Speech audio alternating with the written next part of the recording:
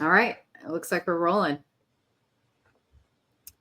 Hello, everyone, and welcome to the Heartland Daily podcast, where this week we're going to be talking, or this show, we're going to be talking about healthcare policy items and what's going on in the news. Many things happening in the healthcare world. My name is AnneMarie Schieber, and I'm the managing editor of Healthcare News. And I'm joined by Devon Herrick, who is a healthcare economist and a contributor to the Goodman Institute's Healthcare Blog. Good to see you again, Devon. Good to see you. I hope you're staying cool there in Texas. Actually, I think it's warmer every place else. We have a lot. Good. We've got a lot coming up today. We're going to talk about 5 things and just actions that have happened over the last couple of days, at least anyway. One involving organ transplants. We're going to talk about home births for Medicaid moms. Hormone replacement therapy, which is getting a lot of attention. Martin Makary, who's the FDA Commissioner, has talked about this in his recent book, and it's not surprising that it's crossing the radar right now. Still, of course, the one big beautiful bill and what's coming down the pike regarding Medicaid and trying to get those costs in line. We have action to try to repeal some of those cost cuts, and we'll talk about that. What level of privacy you have when you sign up for a government healthcare program. That's also on our agenda. And then lastly, we're going to wrap it up with what their vocation truly is. Is it a calling or a job? Has it changed over the years, and why that should concern all of us? All right, so let's start out on the top. This was a couple of weeks ago, July 21st, and Robert Kennedy, Secretary Kennedy, announced a new initiative to crack down on the organ transplant system. And there have been escalating reports of people who have been declared brain dead and being wheeled down to emergency room surgical centers to have their vital organs removed and transplanted into somebody else. And of course, they don't survive that procedure. And so this has become very controversial. And what I was surprised, first of all, that it's getting the attention of Health and Human Services, our secretary. But a report came out. And there was a very famous case a couple of years ago involving a young man in Kentucky. And I think he had a drug overdose or something, but he was declared brain dead. And he was being wheeled down the hall to remove his organs. And then he woke up. And his name, I want to pull up his name here because it's all over the news. It's Anthony Thomas Hoover. And this was in 2021. And he woke up on the gurney, thrashing and crying 1 hour before this procedure was about to take place. And of course, it did make the news. Kentucky Attorney General Russell Coleman is investigating. And then the Biden administration, this happened during the Biden administration. There was an investigation and then it was dropped. No charges, nothing happened. So Kennedy got wind of this and he reopened. He ordered the transplant organization to reopen the investigation and prove that they are taking action, that this will never happen again.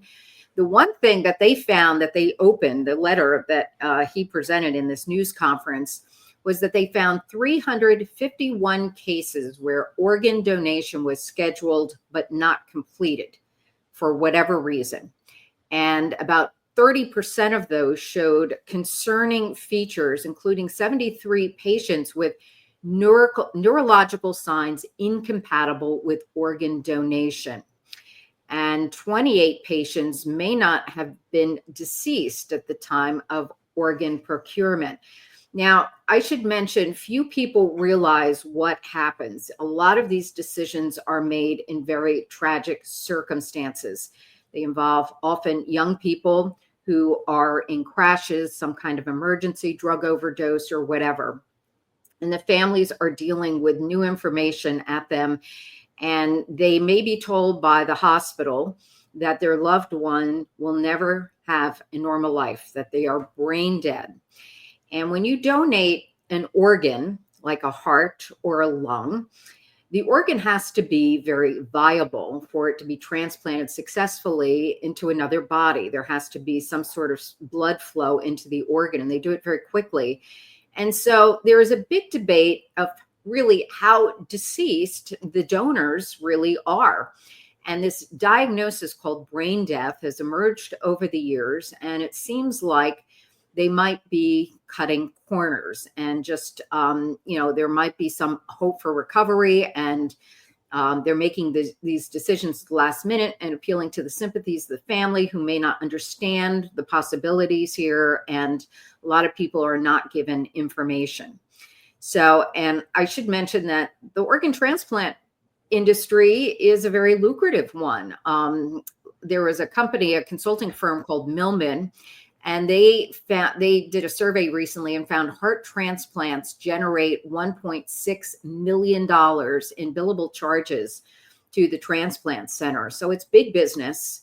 And I think it's very encouraging that this is getting the attention at the national level. Are you familiar with this, Devon, and heard what's going on? I mean, the transplant industry is, I've been critical of it for many years. And in fact, a lot of people are critical of it because it's not managed well. But that's not my complaint. My complaint is everybody, all the stakeholders involved make money except the owner of the organs or their heirs. Oh, yeah. And so you talk about it being lucrative. Well, oftentimes they don't really involve the family too much. They, can you, they of course appeal to, would you be an organ donor? But it's in dire need of reform, and it's not just cost cutting or cutting corners. It's, it's very opaque, and essentially federal law says that if your loved one, your father or what have you, is dying and they know he's dying, the hospital comes and say, would you allow your father to be an organ donor? They don't offer you $10,000 in cash, even though they're going to make tens and tens. And of course, the organ procurement organizations, every time it's discussed, allow a little bit of compensation. Oh no, that wouldn't be prudent. That's not appropriate. That's not ethical, because they get all the money. Right. But the reason why are organs scarce? They're scarce because nobody makes money off the issue. The owner of the organs or their heirs cannot benefit any way. Just the healthcare establishment and the procurement organizations, and it's really, and it causes more death than it saves, simply because organs are now very scarce because of that. Well, I would encourage our listeners to go onto Healthcare News at the Heartland Institute's website and look up our articles on this. There is a book. We interviewed her for a recent article, Heidi Klessig. She is a retired anesthesiologist and really got involved in this decades ago when she was training to be a doctor, and she saw what was taking place.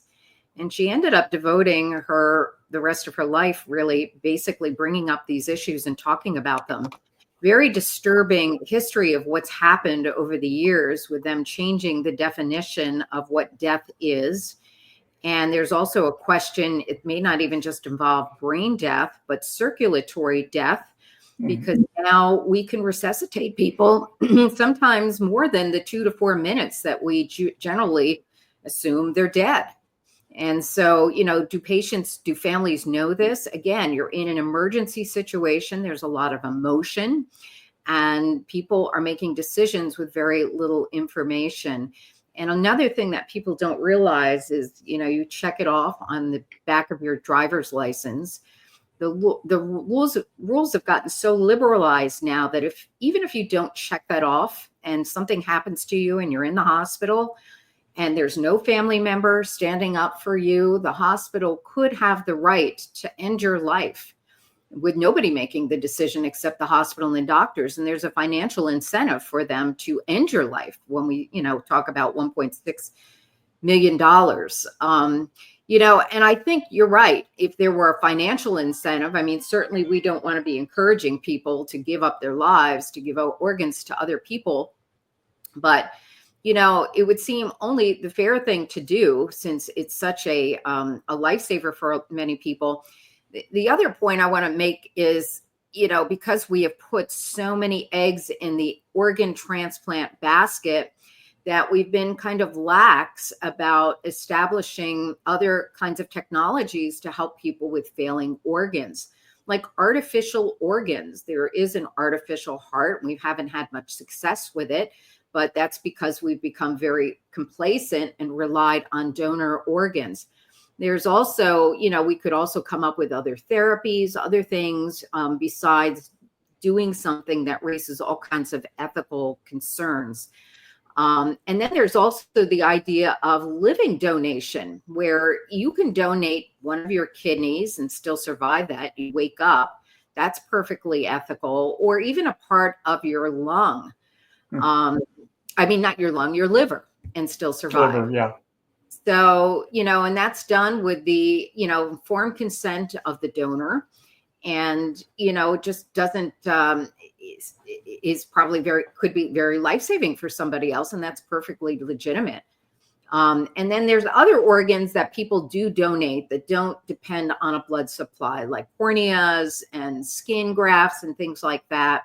But the vital organs such as liver, lung, heart, they have to have, you can't just let the person, you can't take those from a cadaver. There has to be some sort of blood flow before they remove those. So again, raising all kinds of questions. I'm glad that Secretary Kennedy is bringing it to light so that families start thinking about this ahead of time. There is a really good book called The Brain Death Fallacy. And if you really want to be knowledgeable about this, again, you just don't know what's going to happen with your family, for your loved ones.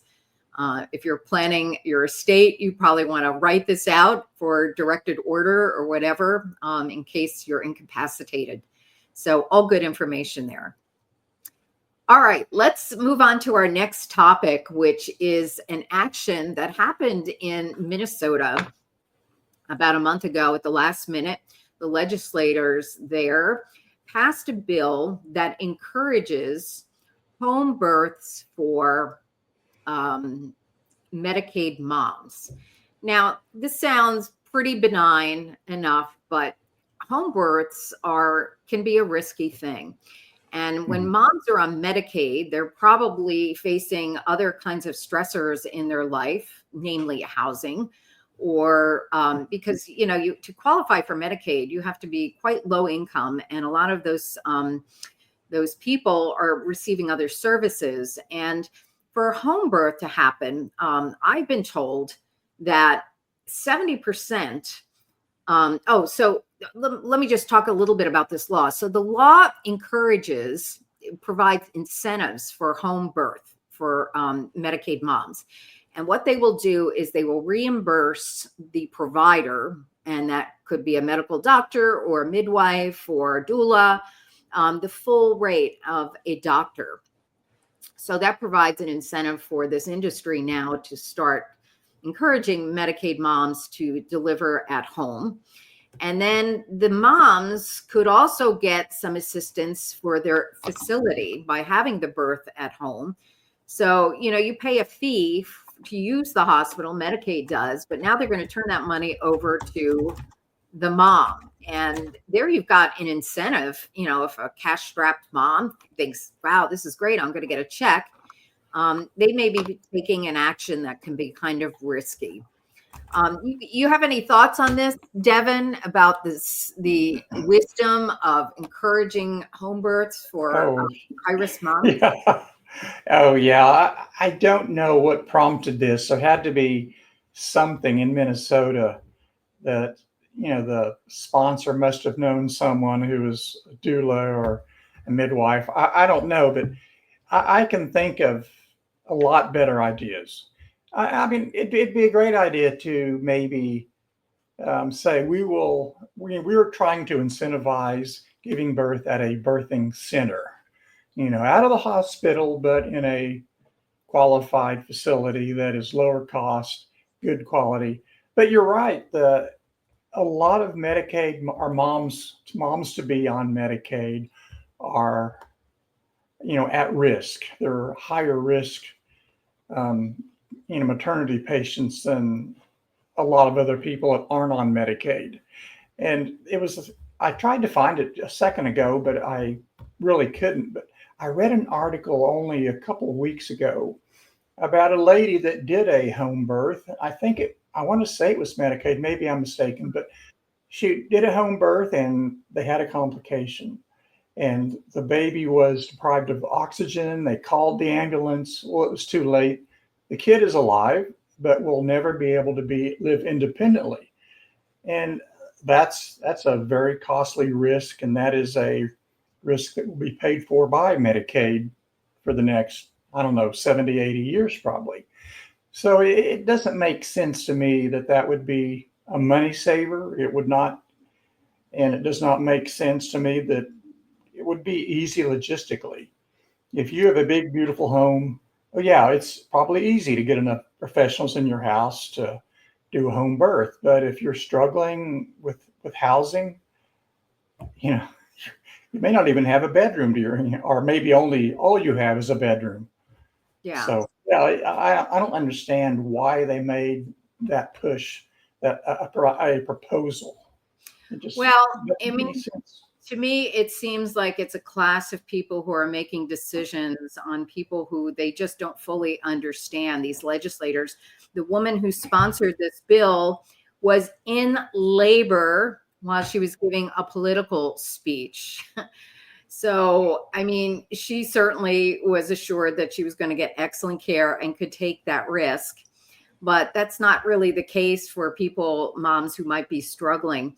The other thing is the state, Minnesota. This is the state where the George Floyd riots developed, and we had all kinds of watchdog organizations now hammering the hospitals for policies they deemed racist.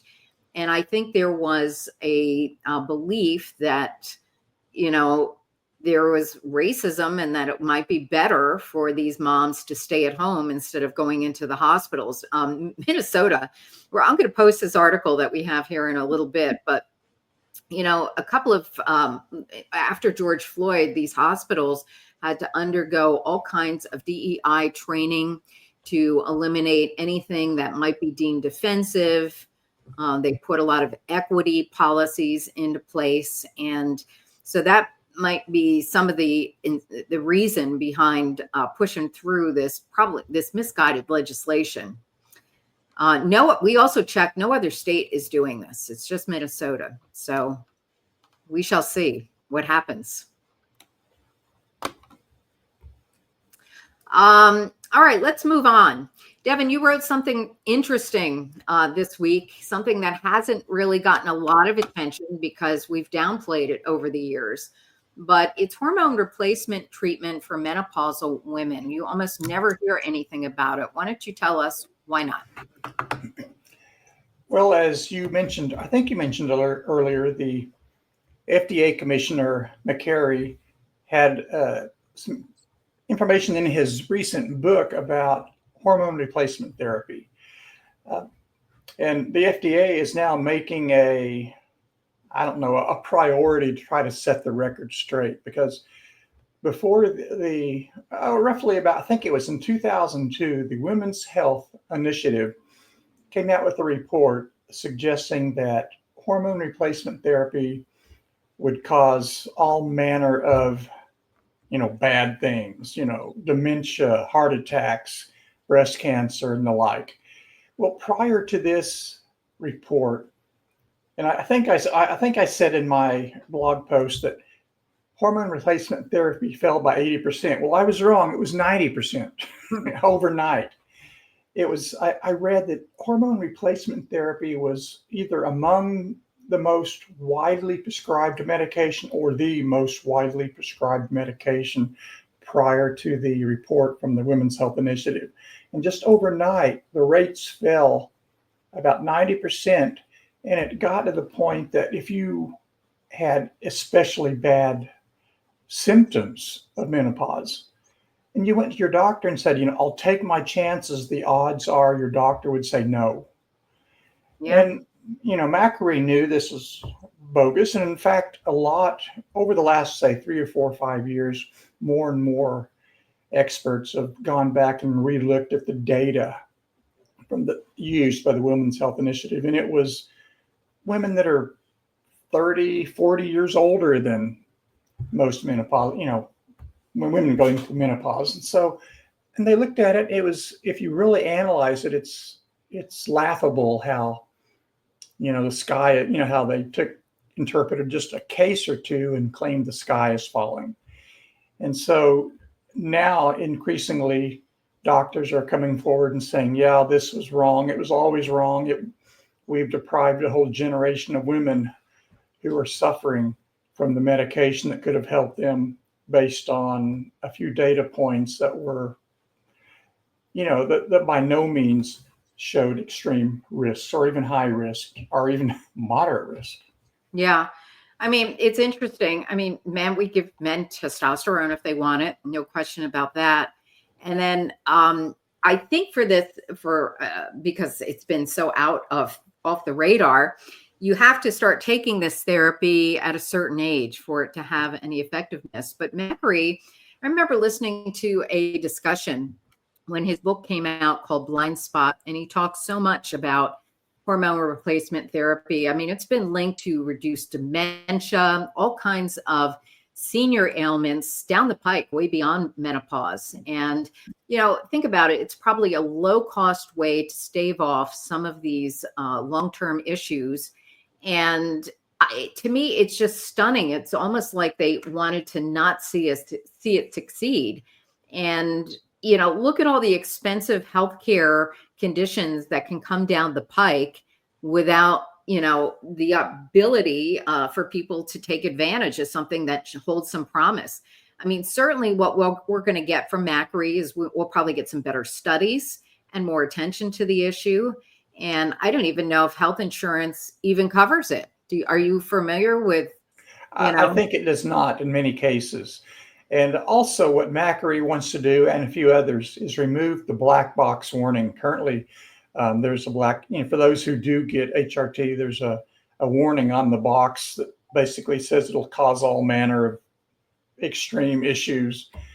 And some experts, including Makary, want to remove that warning just because it scares women, that and their loved ones. And so if it's not really, or the risks aren't that, as they're made out to be, just remove the warning and let your doctor and talk to you about, what the risks are, if any, and if you're at higher risk. I mean, I think he's on the right track.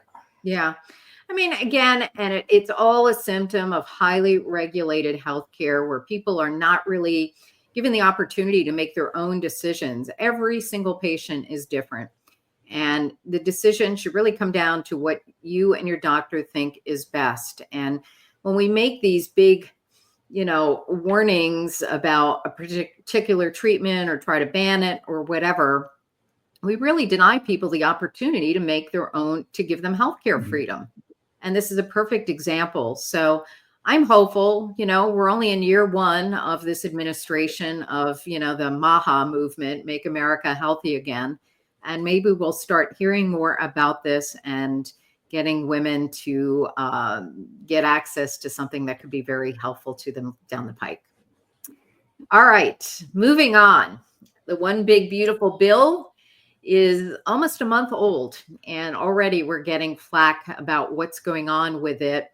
This was really surprising. Senator Josh Hawley from Missouri has introduced a bill. I don't know if we could pop that up, or actually he's got a news release. He is trying to get rid of Medicaid provider taxes. Now, this was one of the few reforms that just seemed to be a no-brainer because it's been dubbed a Medicaid money laundering scheme. For those who are not familiar, the states would game the Medicaid reimbursement system and charge providers a tax that they could then submit to the federal government for reimbursement. And then they would return this money back to the provider. And it was up to, oh my goodness, it was generating millions and millions of dollars for these states.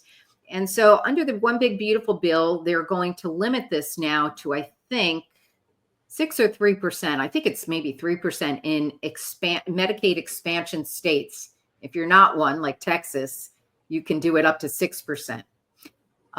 But in any case, there was the hospitals have come to really rely on this money. And of course, they're all crying broke that this is really going to devastate them, and especially those in rural areas. That's why Hawley wants to get rid of the provider taxes. Now, the One Big Beautiful Bill did include, I think it was a $50 million. I've got to look. Can't remember, but I think it was 50. He mentions it in his, I just want to see. I think it was like we spend, so 100. Okay, so we set aside $50 million, $50 billion for rural hospitals so that they would not be buried by this new reform on the provider tax. He wants to increase that to 100 billion. Devon, do you have any thoughts about why rural hospitals struggle? Other than the obvious, they're not largely populated. Well, that's the problem. I mean, it is obvious. Rural hospitals struggle because everyone is moving away from the farm. I mean, I did it, 40 years ago?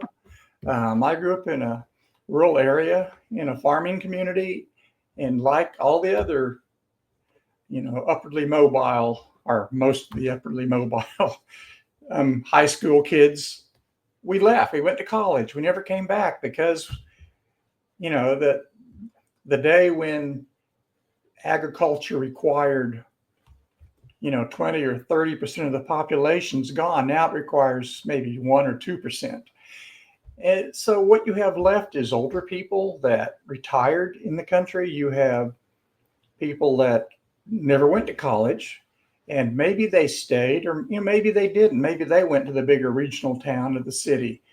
I mean, my county, which is way in the very corner of western Kansas, we actually have to subsidize the local doctor, the physical therapist, the nurse. There's a nursing home owned by the county. There's the hospital owned by the county. The if you can call it that, the medical office building is basically owned by the county, and doctors are probably only one, have free rent.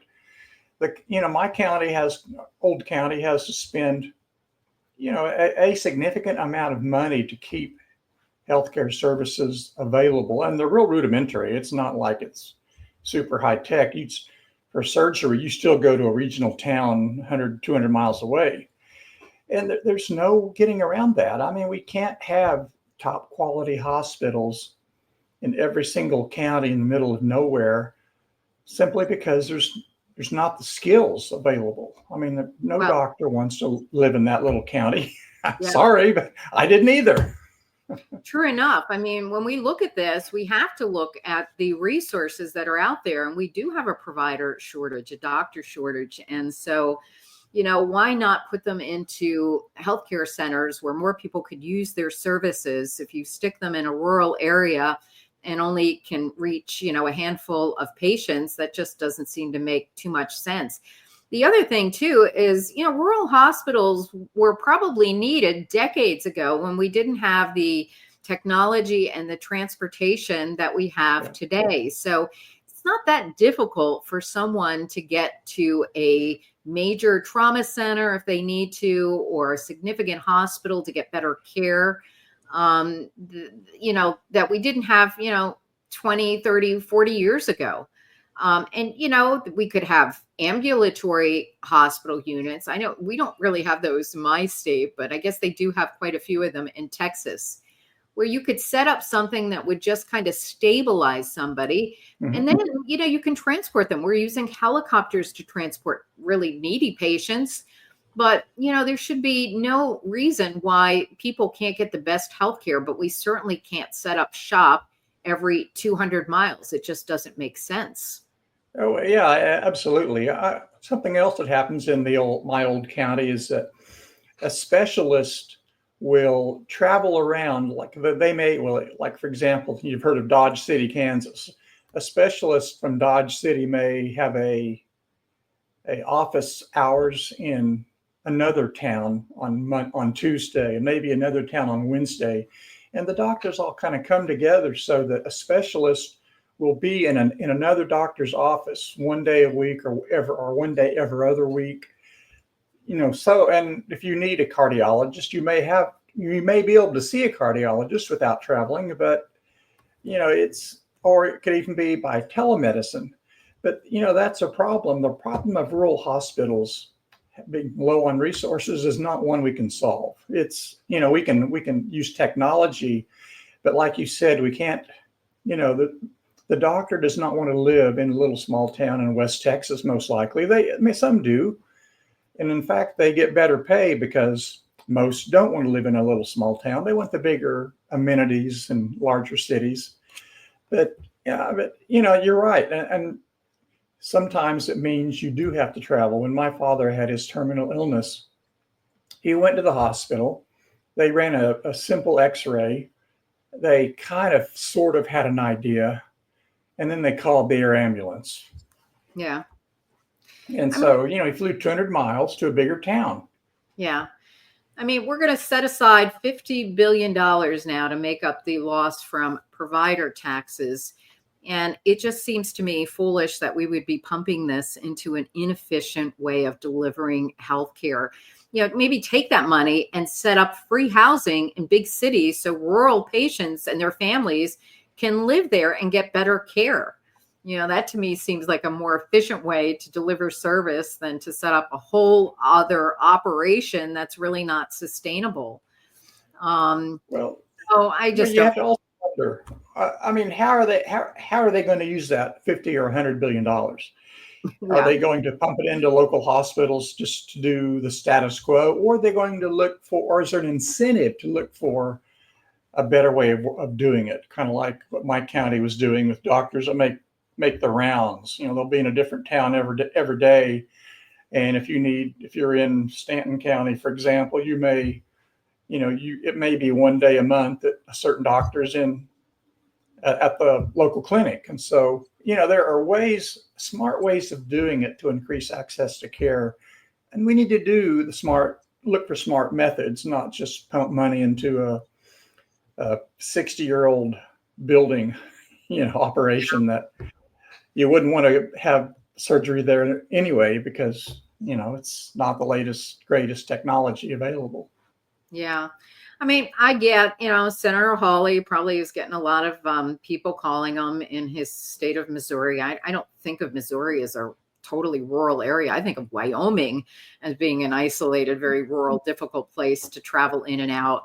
So I'm kind of surprised it's coming from him.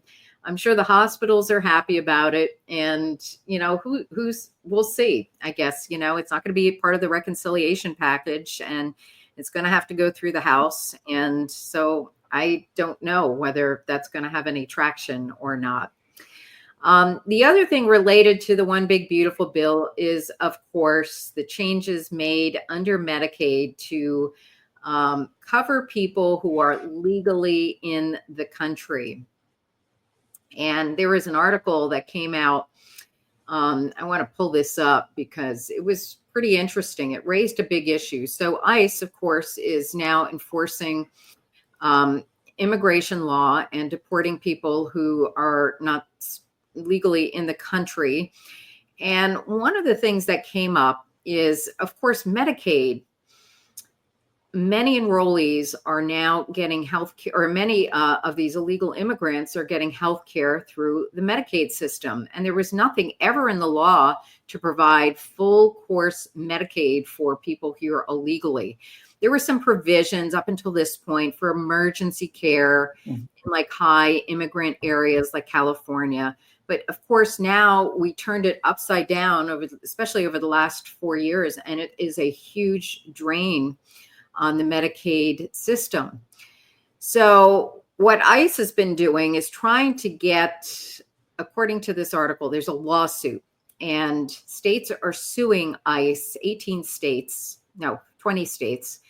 to stop ICE from using Medicaid rolls to determine whether somebody is in the program legally or illegally.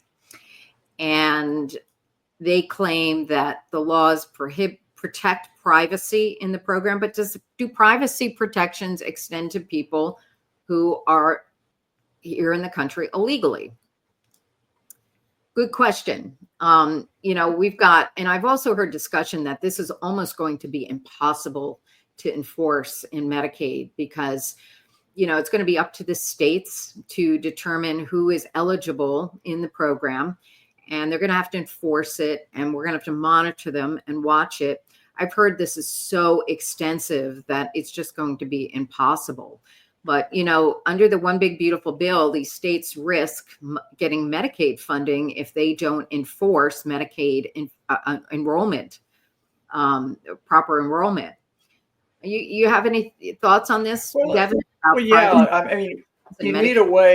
I don't know if ICE is the right ones to enforce Medicaid, eligibility, but you definitely do need somebody to audit Medicaid eligibility to make sure that states are not just quietly slipping in people and expecting the federal government to pay 80% of their healthcare bills. Because, as the Medicaid is a federal state partnership with different pots of money for different eligible beneficiaries. Expansion states get, I want to say it's 90% federal match, whereas a wealthier state for just the traditional Medicaid enrollee would get maybe 50%. Mm-hmm. That's, of course, also why it's so important to not allow the provider taxes, as states need to pay their fair share. And if a state wants to pay the cost of illegal immigrants, that could be their priority or their prerogative, but don't try to pass that cost back on to the federal taxpayers, because that's not the deal. Right. The deal is whatever you've negotiated with the federal government. But so, we need to have some mechanism to audit the Medicaid rolls to make sure everyone who's enrolled is eligible. I'd be I'm not sure if ICE has the skills to go. And like a lot of people, I do worry about the privacy. I don't want my medical records to be pulled by HHS just to make sure that, I'm here illegally. There is HIPAA. Right. But at the same time, it's a problem. We do need to solve. It's something none of us can avoid, because we're all going to end up in Medicare, and the government will have our health records, whether we like it or not. The question is, do you feel like your privacy is enough of a factor to protect whether you want to join Medicaid or not? I wouldn't trust it, actually. I wouldn't trust it. Now, there have been reports that states use Medicaid rolls and sell these lists to political organizations to try to get people to vote a certain way. There's nothing really protecting that data. And, if there was such a concern about privacy, why don't we just allow people to get a fund that they can spend and buy their own health care and not have to go through a big government system? We've talked about having, cash accounts or bridge cards for low-income people to be able to use in healthcare. That would seem to protect privacy a little bit better than, having them thrown into one big system. But it's funny, now that we have illegal immigration, we're trying to enforce immigration laws in the country. And now all of a sudden, privacy is a big worry, big concern. So I don't know what the solution is here, but we will see how this unfolds. Next year, too, it's going to come up again, because we have Medicaid people. We're now requiring Medicaid people to work, able-bodied individuals to work for benefits. And we're going to have to figure out ways to enforce some of this. And you mentioned something earlier about Texas and the reimbursement rates. And Texas is not an expansion state. So their reimbursement is a lot lower than those who've expanded their programs, who get like 90 cents on the dollar. You guys, I think, get 65 cents for traditional Medicaid enrollees. And it's very irritating to states like Texas because, you're California, which maybe has 50% of their people in their Medicaid rolls who are in the country illegally. And Texas, why should they have to subsidize 90% reimbursement for a state that doesn't want to enforce immigration? So I just don't know what the solution is, but I guess we'll see what happens with these lawsuits and whether, they change anything regarding Medicaid privacy. All right, last on our list is a blog post that you wrote recently on doctors, medical doctors, and whether physicians view their job as a calling or a job.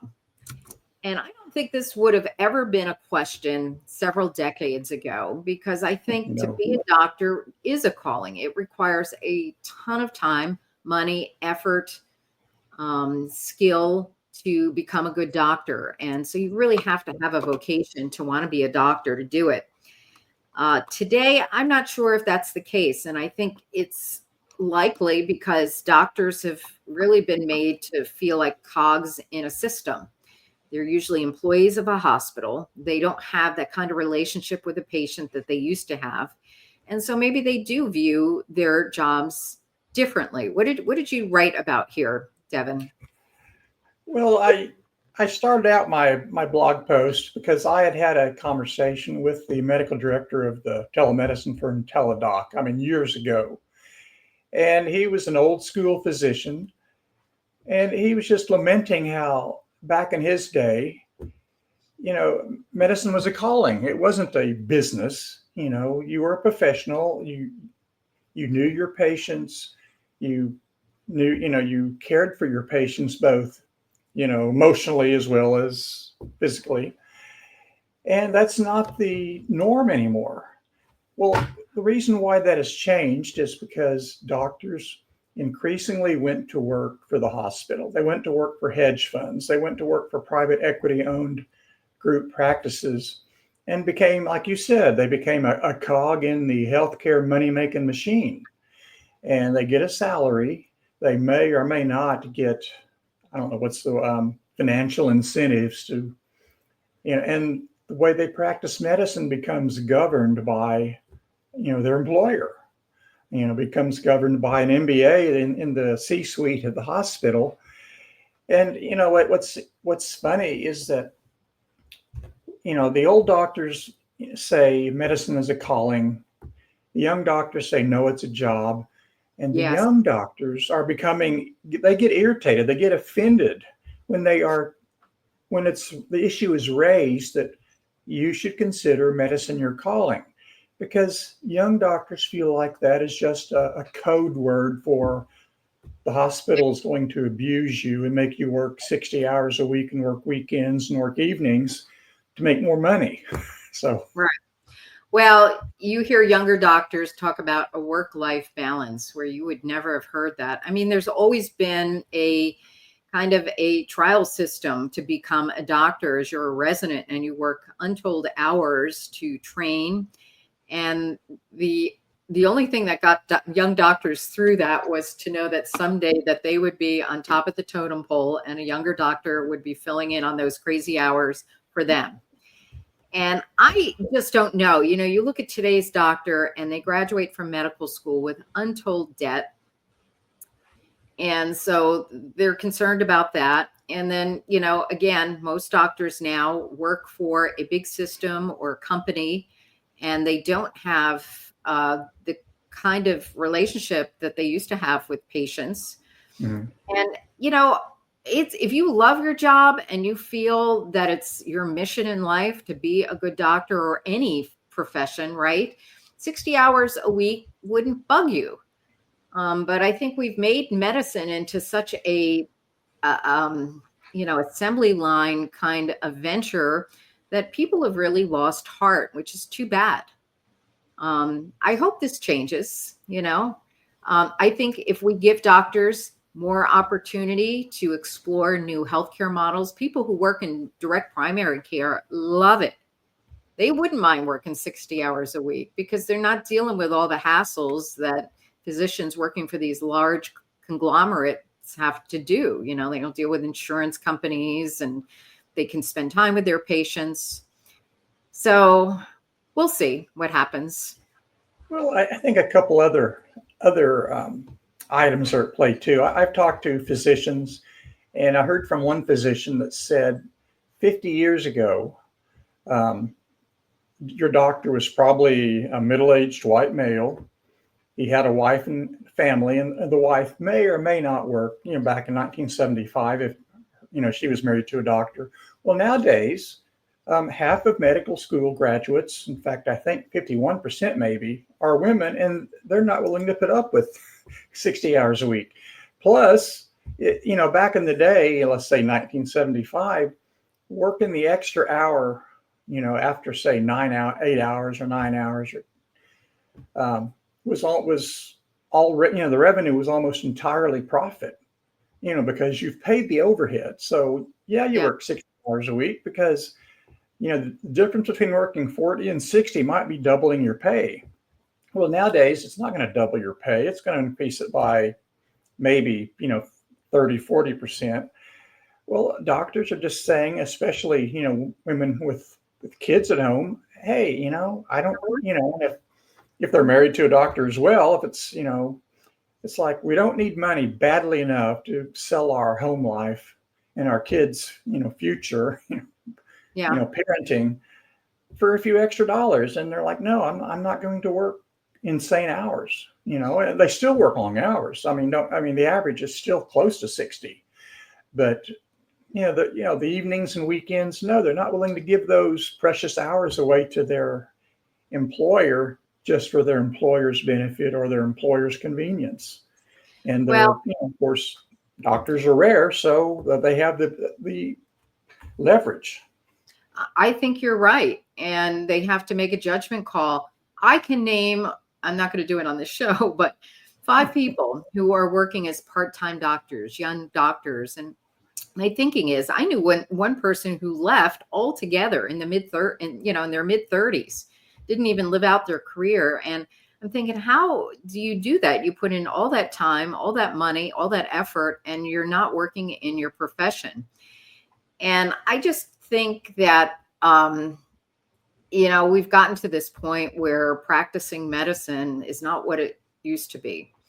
And so we're going to start seeing more of this. I don't know that that's really beneficial at all to the patients. And doctors aren't too happy about it either. So who knows? All right. We are going to have to end it on that point. We've run out of time. Be sure to check out healthcare news at heartland.org on the website there, and Devon's healthcare blog at the Goodman Institute Health Blog. We'll have links in the podcast notes for that. Both of these publications can give you a free market perspective on the very latest in healthcare news. In the meantime, stay well, stay safe, and we'll see you back here in a couple of weeks.